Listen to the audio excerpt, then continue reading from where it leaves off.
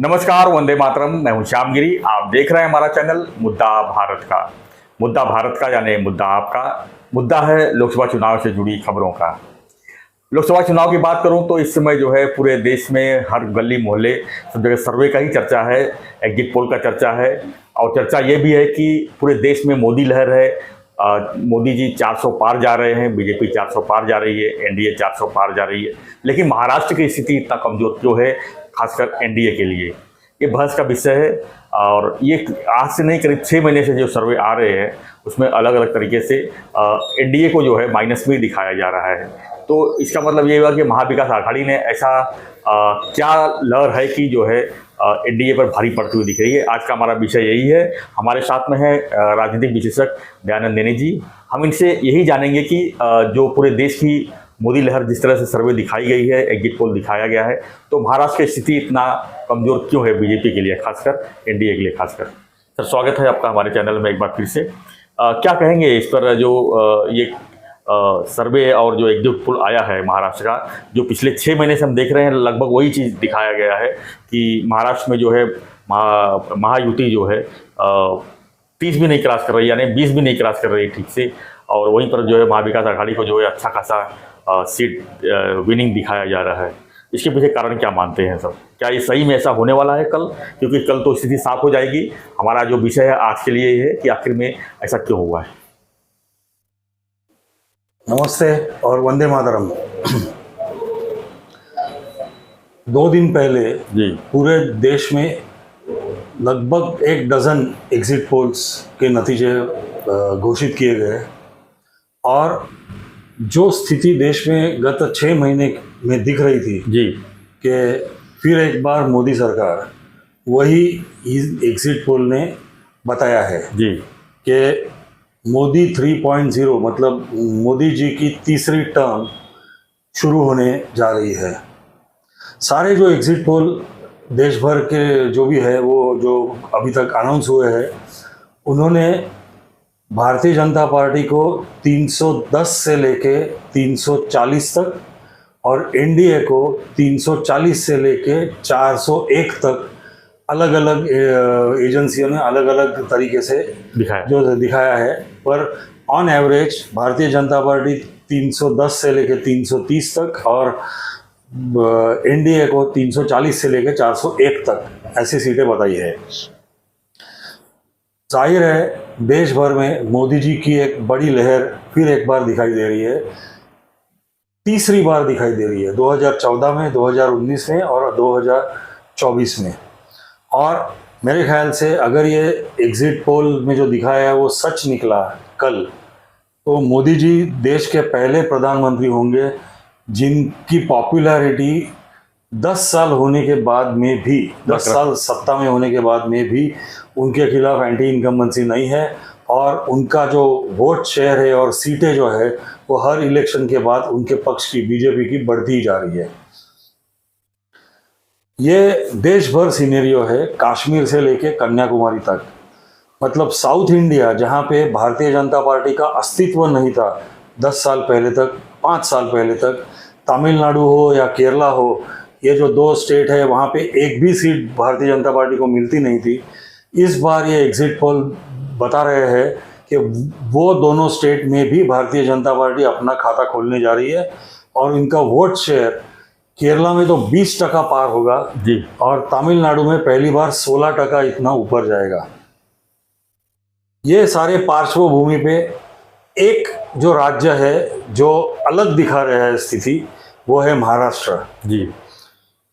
अभी महाराष्ट्र में भी जो एग्जिट पोल आए हैं वो 2 तरीके से आए हैं। एक जो नेशनल लेवल पे जिन्होंने एग्जिट पोल घोषित किए हुए हैं, और दूसरे जो महाराष्ट्र स्टेट में मराठी चैनल जो है उन लोगों ने जो घोषित किए हुए हैं एग्जिट पोल्स। वो नेशनल लेवल पे जो एग्जिट पोल घोषित हुए हैं उसमें टाइम्स नाउ ने 26 सीटें दी है नेशनल डेमोक्रेटिक अलायंस एनडीए को और 22 सीटें दी है महाविकास आघाड़ी को। बाकी सारे जो है, इंडिया टुडे है, CNN न्यूज़ 18 है, फिर एक्स है या तो रिपब्लिक है, उन लोगों ने सारों ने 30 से 35 सीटें एनडीए को दी है। महाराष्ट्र के जो मराठी चैनल चल रहे हैं, एबीपी माझा है, साम है, जी न्यूज 24 तास है, TV9 भी है। TV9 है, ये सब लोगों ने जो आंकड़े दिए हुए हैं वो थोड़े चौकन मतलब खुद को मैं चकित हो करने जैसे है। उन सारों आंकड़ों ने 20-22 से लेके 24 तक ज़्यादा से ज़्यादा सीटें दी है महायुति को, और 24 से लेके 30 तक सीटें दी उन्होंने दी है महाविकास आघाड़ी को। अभी ये जो आंकड़े मैंने मराठी चैनल के जो देखे तो मैं थोड़ा सा चौंक गया। चौंकने की वजह एक थी कि पूरे देश में एक तरह की लहर चल रही है भारतीय जनता पार्टी के फेवर में, मोदी जी के फेवर में। कश्मीर से लेकर कन्याकुमारी तक ये लहर बरकरार है, बढ़ रही है ऐसे दिख रहा है। तो महाराष्ट्र ये एक ही राज्य ऐसे कैसे है जहाँ पे ये लहर उल्टी चल रही है ऐसे दिख रहा है, ऐसे लोग बता रहे हैं। इसकी वजह क्या हो सकती है? तो ये जो गत 6 महीने से ये जो चैनल वाले, मराठी चैनल वाले बजा रहे हैं और जो मराठी न्यूज़पेपर बजा रहे हैं कि महायुति के खिलाफ का गुस्सा और उद्धव ठाकरे और शरद पवार जी के प्रति सहानुभूति, क्योंकि भारतीय जनता पार्टी ने शिवसेना तोड़ी, भारतीय जनता पार्टी ने राष्ट्रवादी तोड़ी। इन दो चीज़ों की वजह से महाविकास आघाड़ी की ओर बहुत ज़्यादा पब्लिक का झुकाव है, ऐसे ये सारे लोग बताते आ रहे हैं।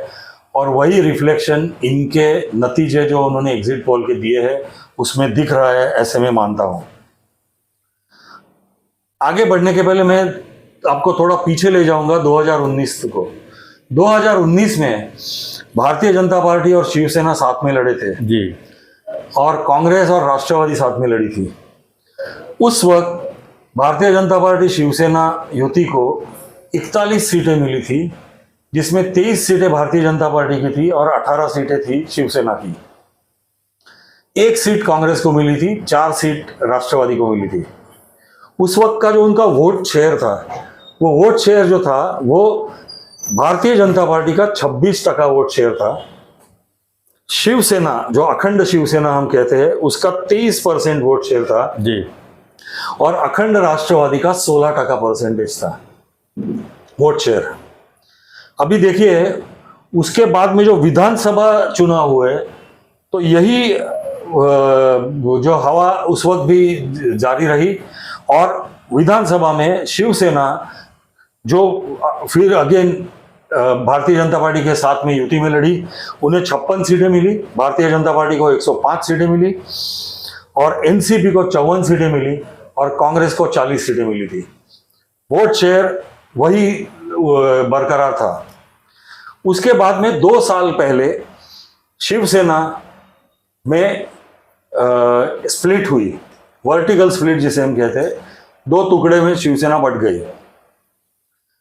2 टुकड़े में जैसे बट गई तो हम आर्ग्यूमेंट के लिए समझते हैं कि ये जो 23% वोट शेयर था वो समझो 13% गया उद्धव ठाकरे जी के पास में जी, और 10% गया एकनाथ शिंदे जी के पास में, क्योंकि ये लोग कहते थे कि नेता लोग एकनाथ शिंदे के साथ गए हैं पर जो उनके वोटर है वो उद्धव ठाकरे जी के साथ बरकरार है। और एनसीपी की जो स्प्लिट हुई उसके बाद में उनके 16% 8% में बढ़ गए, ऐसे समझो हम पकड़ते हैं।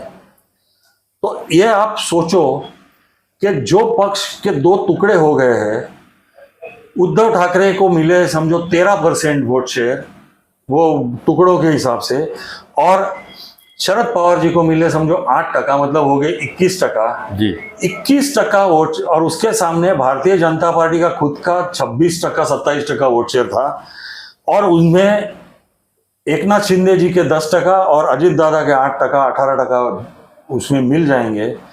तो समझो अगर सहानुभूति थोड़ी बहुत होएगी भी, वो 21% वोट शेयर लगभग 40% वोट शेयर वालों पार्टियों पे इतना हावी कैसे हो सकता है, यह सवाल मेरे मन में आता है कि जो रिफ्लेक्शन अभी एग्जिट पोल में जो आंकड़े दिखा गए हैं।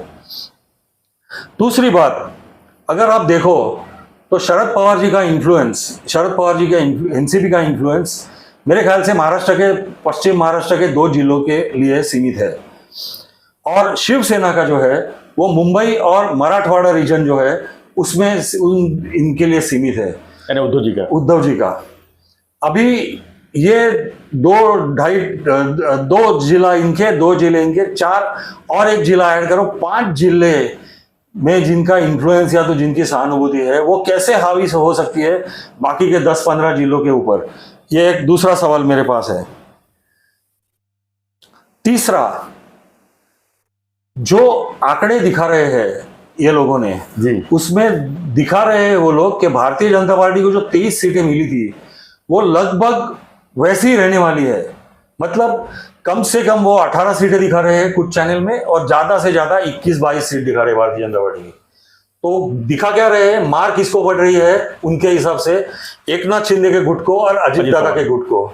तो इससे तो जाहिर साफ हो रहा है कि ये जो आंकड़े हैं, ये जो सर्वे है, ये सारे प्रेरित किए हुए, स्पॉन्सर किए हुए सर्वे है। और उनको स्पॉन्सर कौन करेगा?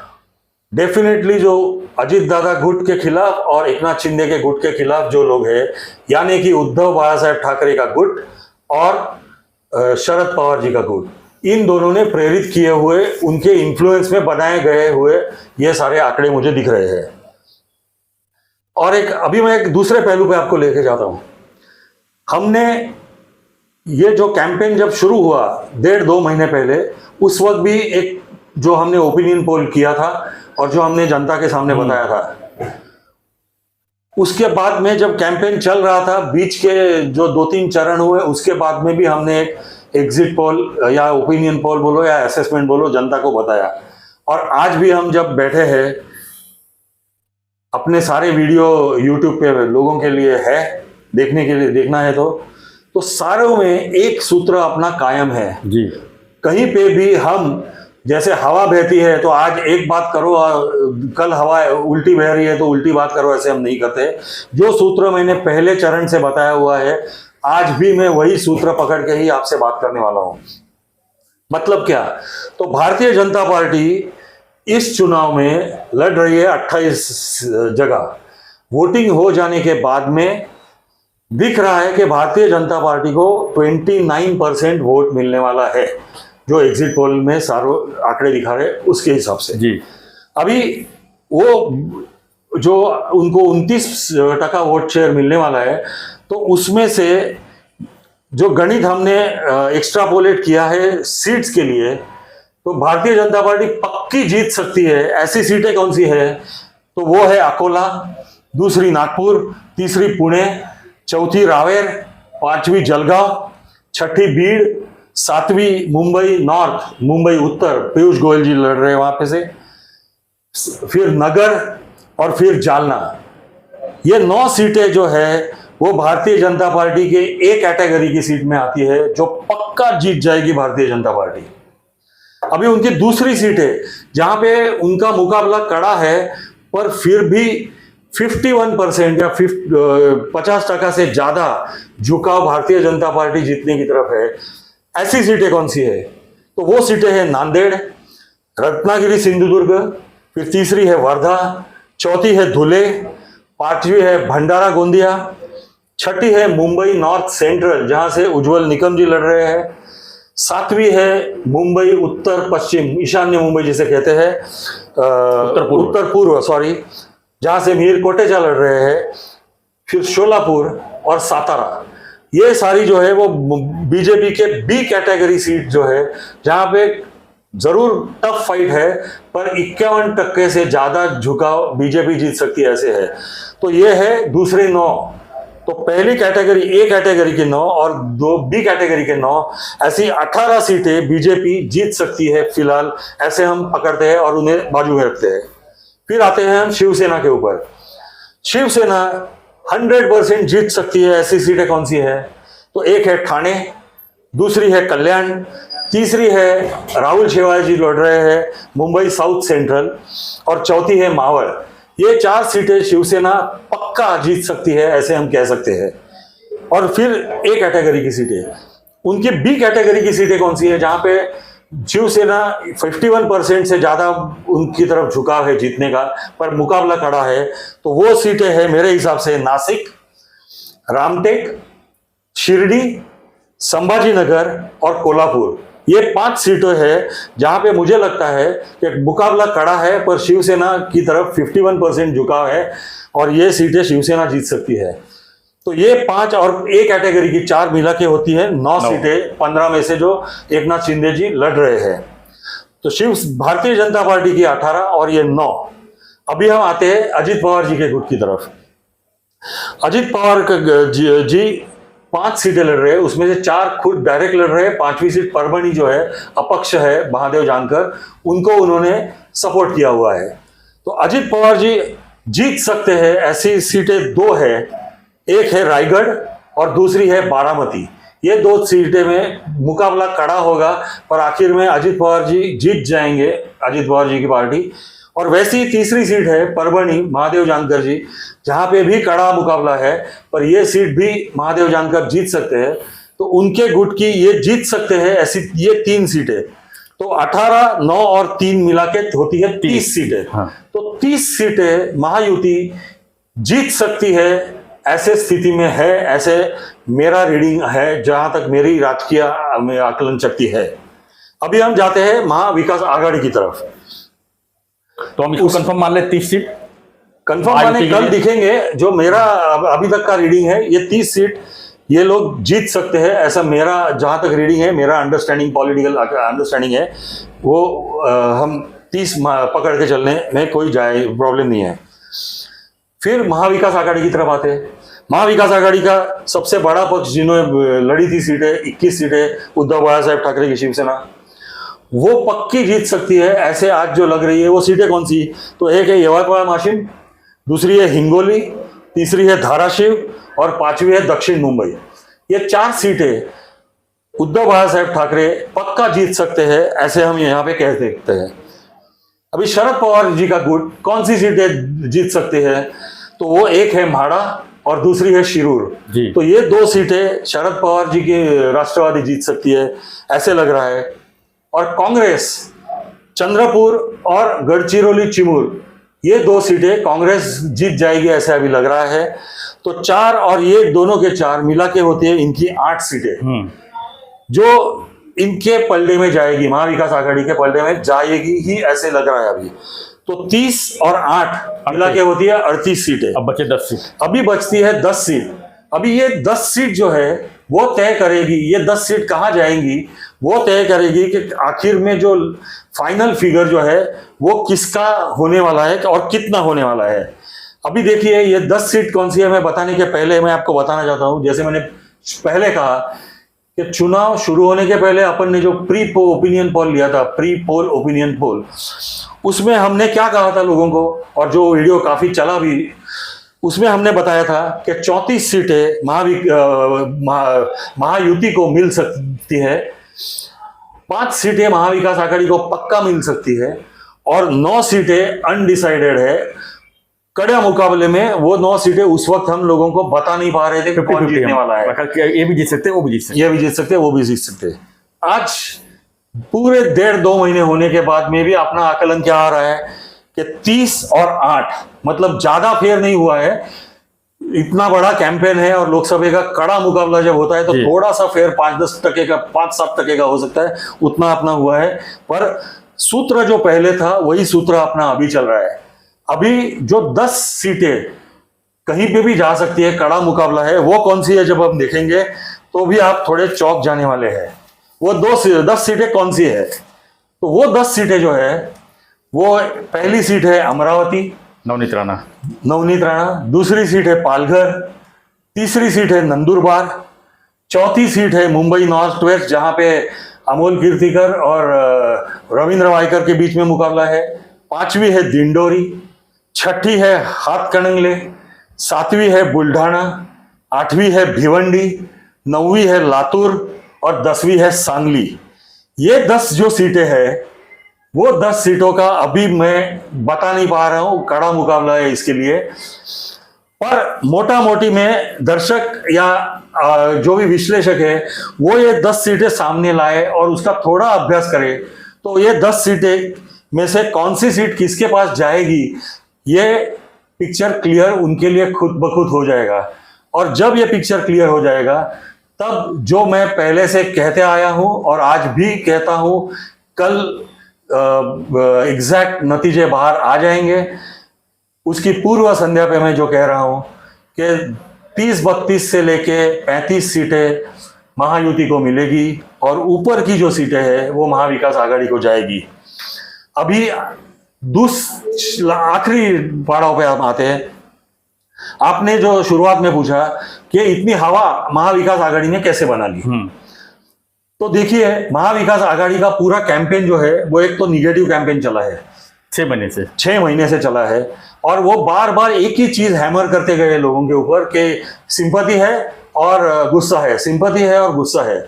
मुझे नहीं लगता कि महाराष्ट्र की सूज्ञ जनता इतनी बेवकूफ होगी कि ये दो फालतू एजेंडा के ऊपर वो जाके महाविकास आघाड़ी को वोटिंग करेगी, क्योंकि उसके सामने कितनी बार हम दोहरा चुके हैं कि महायुति और मोदी जी के नेतृत्व में चल रही केंद्र सरकार ने क्या क्या किया है देश के लिए और देश के लोगों के लिए।